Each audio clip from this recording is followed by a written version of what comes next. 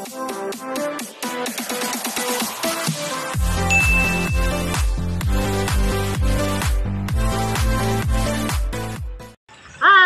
Welcome back sa aking channel. Babati muna ako sa inyo mga pahingaod kayo mga tanan dyan sa Baclayan, mga kasangkaya ko. Eto pala, nandito kami pala sa Batangas, dito sa May Taal. Eto yung pumunta kami dito sa Maranan Farm Girl. Eto guys, ito yung kanyang ito yung swimming pool niya, saka yung mga animal. Ayan guys. Dati, hindi ganito to, maganda to. Kaso lang, nadaanan yung bagyo, saka yung ng Taal. Guys, tingnan mo, ang ganda ng swimming pool nila.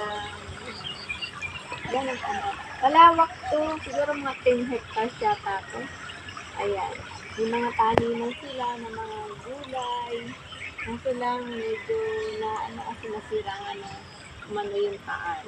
Ayan guys, ang ganda ng mga view. Yan ang mga view nila. Yan. Ito yung swimming pool. Nandun kami sa kabila. Doon kami naka-stay.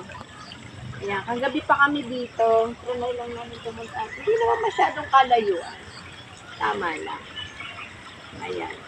Yung mga nila, gumamela yata yan. Yung mga tanim sila. Maraming tanim. Paano ka? Yan.